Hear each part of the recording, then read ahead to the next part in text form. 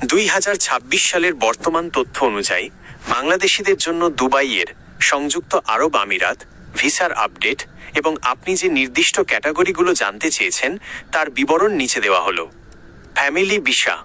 Family visa Bangladeshi নাগরিকদের জন্য family visa বর্তমানে চালু আছে।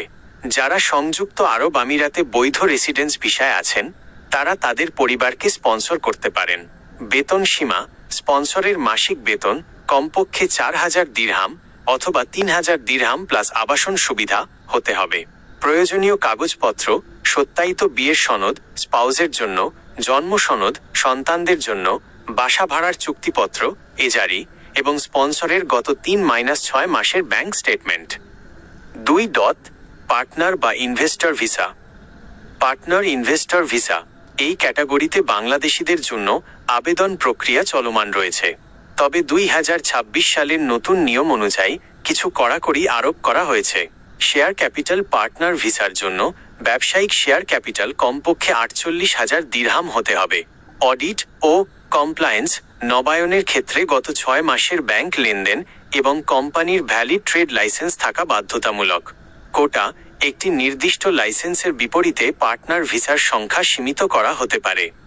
3. ট্রান্সফার জব চেঞ্জ ভিসা যদি আপনি বর্তমানে দুবাইয়ের কোনো কোম্পানিতে কাজ করেন এবং অন্য কোম্পানিতে ভিসা ট্রান্সফার করতে চান তবে এটি সম্ভব। নিয়ম: আগের কোম্পানি থেকে যথাযথভাবে ক্যান্সেলেশন বা এনওসি প্রয়োজন সাপেক্ষে নিতে হবে। 2026 সালের নতুন এআই বেসড ইমিগ্রেশন সিস্টেমের কারণে এখন ট্রান্সফার প্রক্রিয়া অনেক দ্রুত সম্পন্ন হচ্ছে। শর্ত: আপনার পেশা বা শিক্ষাগত যোগ্যতার সনদগুলো সত্যায়িত অ্যাটেস্টেড থাকতে হবে, বিশেষ করে উচ্চপদস্থ চাকরির ক্ষেত্রে। 4. ভিজিট ভিসা ও জেনারেল আপডেট ভিজিট ভিসা: বাংলাদেশিদের জন্য 30 ও 60 দিনের ভিজিট ভিসা ইস্যু করা হচ্ছে। তবে বর্তমানে ডকুমেন্ট ভেরিফিকেশন খুব কঠোরভাবে করা হয়। আবেদন করার সময় হোটেল বুকিং এবং রিটার্ন টিকিট থাকা আবশ্যক। গুজব বনাম সত্য: সামাজিক মাধ্যমে প্রায়ই ভিসা বন্ধ বা ব্যান হওয়ার খবর ছড়ায়, কিন্তু অফিসিয়ালি বাংলাদেশিদের জন্য কোনো সাধারণ ব্যান নেই। তবে ব্যক্তিগত নথিপত্রে সমস্যা থাকলে রিজেকশন রেট বাড়তে পারে।